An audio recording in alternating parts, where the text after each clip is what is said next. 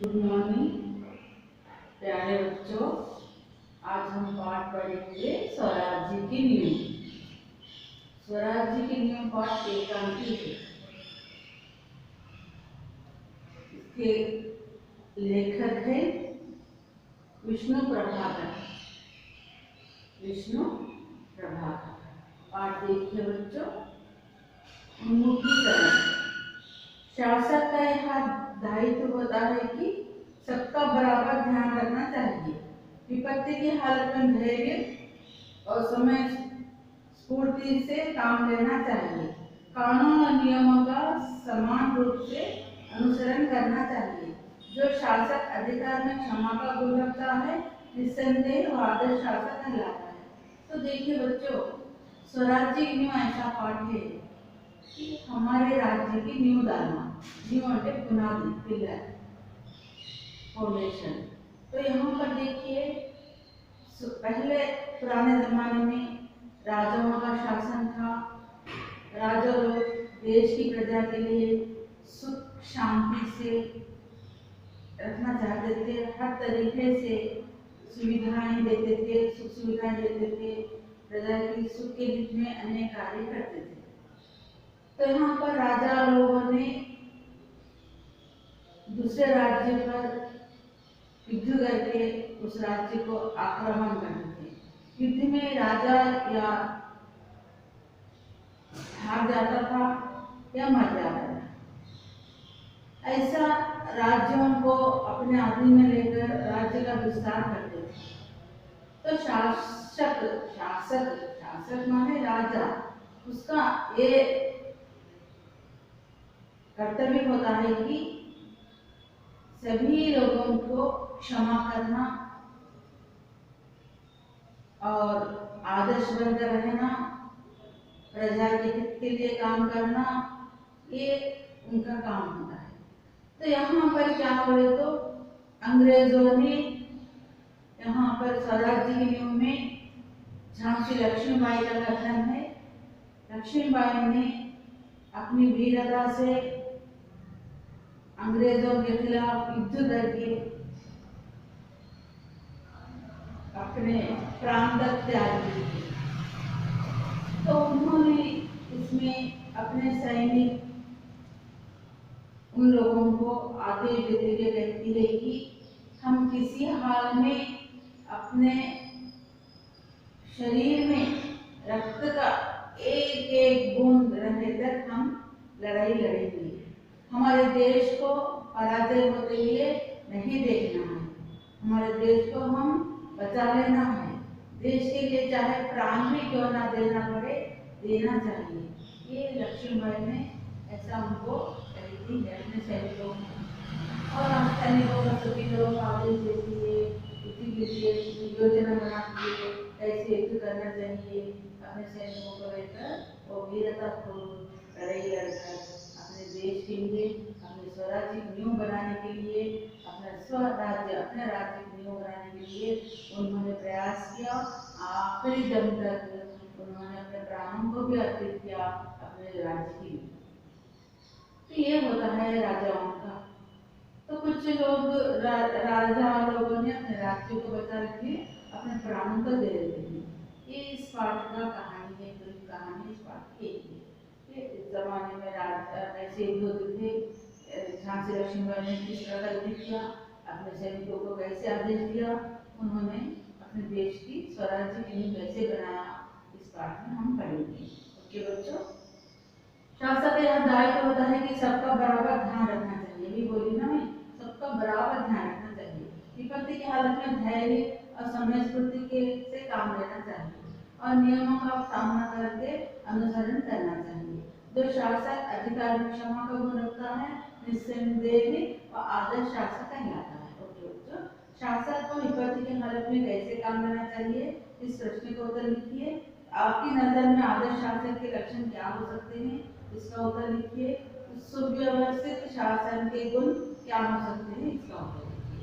और देखो वो यहाँ पर विष्णु प्रभाकर का कवि परिचय देखिए। लेखक बच्चे, विष्णु प्रभाकर का जन्म 1912 में हुआ। कब हुआ इनका जन्म? जन्म 1912 में।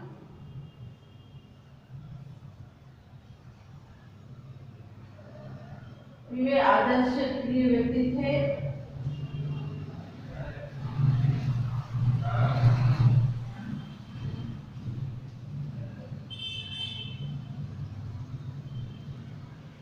आदर्श प्रिय व्यक्ति थे जो नाटक के समान अपने संबंध थे, एकाधिकार थे, एक अंतवाला एवं इसके साथ साथ छात्रों में देश के लिए समर्पित होने की भावना का विकास करना इनका उद्देश्य है। मतलब आपके छात्र में आप लोग कल के बड़े नागरिक बन सकते हैं।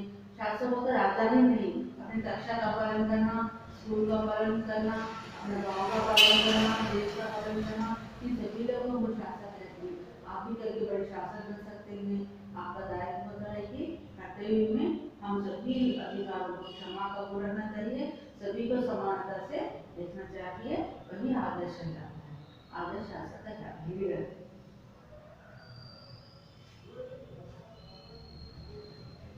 पाठ देखिए बच्चों, विषय प्रवेश। खूब लड़ी मर्दानी वह तो झांसी वाली रानी थी। सुभद्रा कुमारी चौहान की यह पंक्ति लक्ष्मीबाई की वीरता को प्रकट करती है। लक्ष्मीबाई ने यह सिद्ध कर दिखाया है कि अबला हमेशा अबला नहीं रहती, आवश्यकता पड़ने पर वह सबला भी बन सकती है। लक्ष्मीबाई ने सच्चे अर्थ में देश की स्वतंत्रता की हिफाजत की।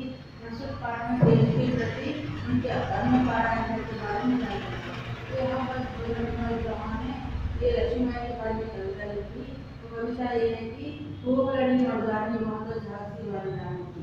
एक झांसी वाली रानी वीरता से लड़ी लगी, सुभद्रा कुमारी कहती थी। और लक्ष्मीबाई ने यहाँ सिद्ध कर दिखाया भी है कि अबला हमेशा अबला नहीं रहती, समय आने पर सबला भी बन सकती है। हम लक्ष्मीबाई ने सच्चे अर्थों में देश की स्वतंत्रता की नींव रखी थी। प्रस्तुत पाठ में देश के प्रति उनकी कर्म पारायणता के बारे में बताया गया है, उनके कामों के बारे में बताया गया है। इसमें पात्र में देखो बच्चों,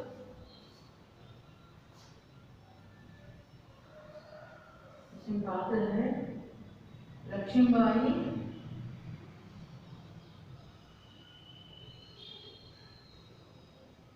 जूही मुंदर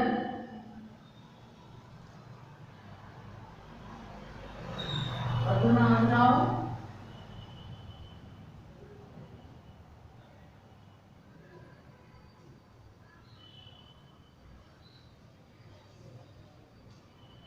तात्या सेना नायक।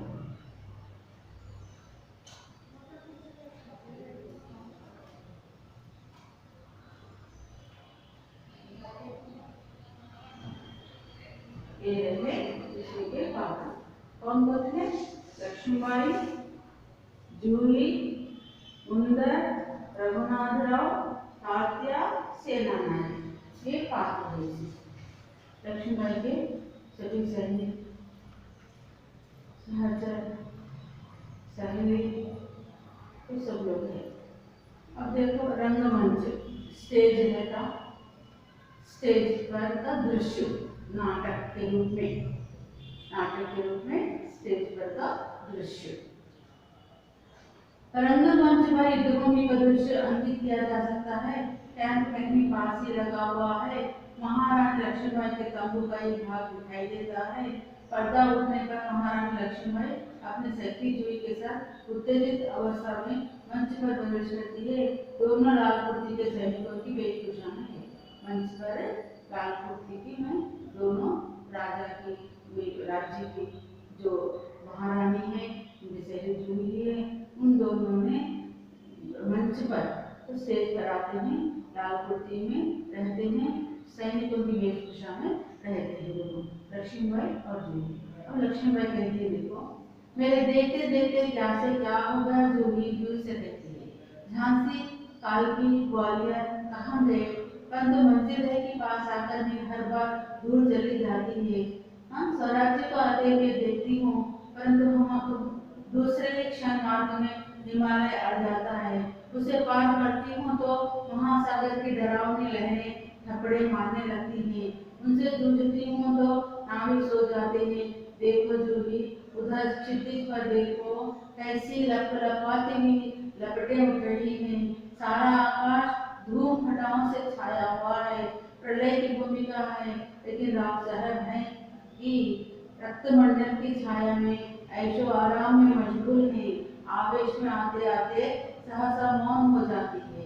जूही कुछ कहने के लिए मुंह खोलती है कि महारानी फिर बोल उठती है, जूही जूही, मैंने प्रतिज्ञा की थी कि मैं अपनी झांसी नहीं लूंगी, लेकिन झांसी हाथ से निकल गई। जूही सहसा तीव्र होकर, नहीं नहीं झांसी हाथ से नहीं निकली, मैं अपनी झांसी नहीं दूंगी, मैं अकेली हूँ, लेकिन मुझसे क्या, मैं अकेली ही झांसी लेकर रहूंगी। जूही, कौन कहता है आप अकेली हैं महारानी, आप तो गीता पढ़ती हैं, फिर यह निराशा कैसी।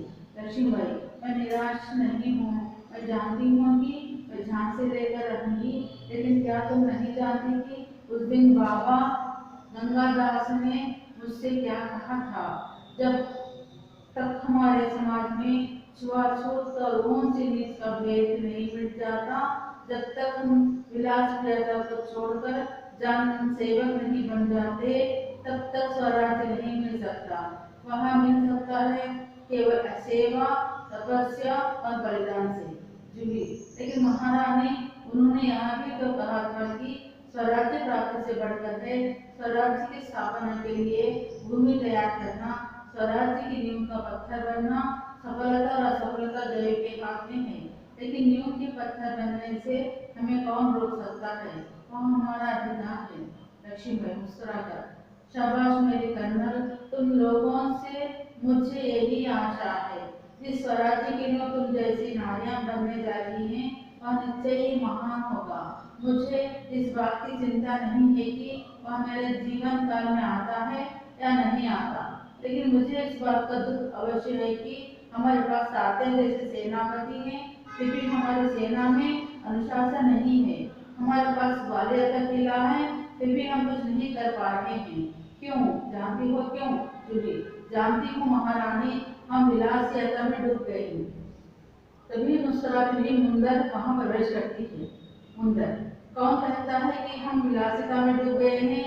विलासिता में डूब गए हैं राव साहब, बांदा के नवाब, सेनापति तात्या। जूही, सहसा, नहीं मुंदर, सेनापति नहीं। मुंदर मुस्कुराती है, ओ समझी, तुम तो उनका पक्ष लोगी ही। रुडो स्वर में, मैं उसका पक्ष नहीं लेती, लेकिन जो तथ्य है उसको छुपाया नहीं जा सकता। सरदार तात्याराव साहब को अपने तन मन का स्वामी मानते हैं। मुंदर, और तुम उनको अपना स्वामी मानती हो? जूही, हाँ, मैं उनको अपना स्वामी मानती हूँ और मानती रहूंगी, लेकिन उनसे भी अधिक मैं महारानी को अपना स्वामी मानती हूँ और महारानी से भी बढ़कर मैं अपने देश को अपना स्वामी मानती हूँ। देश के लिए मैं सरदार को भी ठुकरा चुकी हूँ। सुंदर सब पकाकर, जूही, तू तो नाराज हो गई, मेरा यह मतलब नहीं था, मैं तो केवल इतना ही कहना चाहती थी कि जब तूने उन्हें अपना स्वामी मान लिया है तो तू उन्हें रोकती क्यों नहीं? लक्ष्मीबाई, जूही ने उन्हें रोका है मुंदर, मैं जानती हूँ, जब राव साहब के कहने पर तात्या उसे नाचने के लिए बुलाने को आए थे तो इसने उनको बुरी तरह दुखा दिया था। जूही, हाँ रानी, मैं स्वराज्य के लिए नाच सकती हूँ, बराबर नाचती रही हूँ, परंतु विलासिता में डूबने के लिए अपनी कला को किसी के गले की फांसी नहीं बना सकती हूँ। जो मुझको ऐसा करने के लिए कहते हैं उनको मैं ठोकर ही मार सकती हूँ। लक्ष्मीबाई, धीरे निश्वास ठोकर ही तो नहीं मार सकती जूही, यही दर्द तो हमें कचोट रहा है। अगर ठोकर मारकर हम उनकी मदहोशी दूर कर सकते तो बात ही क्या थी। जूही, भाई साहब, मैं औरों की बात नहीं जानती, मुझे आज्ञा दीजिए, मैं ठोकर मारने को तैयार हूँ। मुंदर कहती है, और मैं भी तैयार हूँ भाई साहब, चलो हम सब चलकर उनकी नींद हराम कर देंगे। लक्ष्मीबाई, नहीं मुंदर नहीं, हम उनकी नींद हराम नहीं कर सकते, अब तो दुश्मन की ठोकरें ही उनको उस नींद से जगा सकती है। जूही, दुश्मन की ठोकर, क्या क्या कह रही हैं? लक्ष्मीबाई, हाँ जूही, दोस्त की ठोकर अविश्वास की खाई को और भी चौड़ा कर देती है। क्या तुम नहीं जानती कि हम एक दूसरे को किस दृष्टि से देखते हैं? क्या ऐसी स्थिति में मेरे कुछ कहने से शंकाओं की खटा और भी गहरा नहीं उठेगी? मुंदर, भाई साहब ठीक कहती हैं, शंकाएं अविश्वास पैदा करेगी और उस अविश्वास से उत्पन्न निराशा को दूर करने के लिए पायल की झंकार और भी छनक उठेगी। श्रीखंड और लड्डुओं पर जान देने वाले ब्राह्मणों के आशीर्वाद का स्वर और भी तेज हो उठेगा। सहसा कहीं दूर तोपों का स्वर उठता है। लक्ष्मीबाई, और जूही तो अगर तात्या को खोज सके तो तुरंत उन्हें यहाँ आने के लिए कहा। जूही, खोज क्यों नहीं सकती? आपके आज्ञा होने पर मैं उन्हें पाताल से भी खींच कर ला सकती हूँ। जाने को मिलती है कि रघुनाथ राव तेजी से प्रवेश करते हैं। रघुनाथ राव, महारानी आपने सुना? लक्ष्मीबाई, क्या रघुनाथ राव? महारानी जनरल रोज की सेना ने मुरार में पेशवा की सेना को हरा दिया। जूही, काम कर, क्या पेशवा की सेना हार गई? लक्ष्मीबाई, पेशवा की सेना हार गई, यह अच्छा ही हुआ, अब पेशवा की आंखें खुलेंगी। रघुनाथ अपनी सेना को तैयार होने की आज्ञा दो, रोज ग्वालियर का किला नहीं ले सकेगा। रघुनाथ, मैं जानती हूँ वह कभी नहीं ले सकेगा, मैं अभी सेना को तैयार करता हूँ, केवल आपको सूचना देने के लिए आया था। जाता है। लक्ष्मीबाई, और जूही तुम भी जाओ, सहसा बाहर देकर, लेकिन ठहरो, शायद सेनापति तात्या इधर ही आ रहे हैं। जूही बाहर देकर, जी हाँ, ये तो सरदार तात्या ही हैं, सरदार तात्या का प्रवेश। लक्ष्मीबाई, कहिए सरदार तात्या, आज आप इधर कैसे भूल पड़े? तात्या, भाई साहब, मैं किसी के लिए सरदार हो सकता हूँ, पर आपके लिए तो सेवक ही हूँ।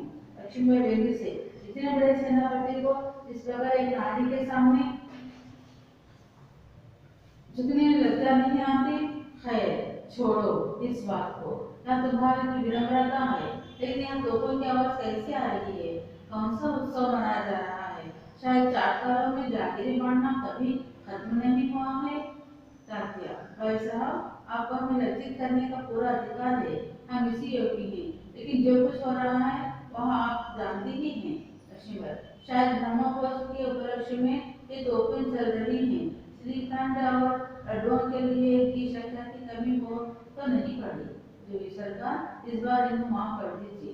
तात्या व्यग्र होकर, भाई साहब, आप यूं कब तक फटकारते रहेंगी?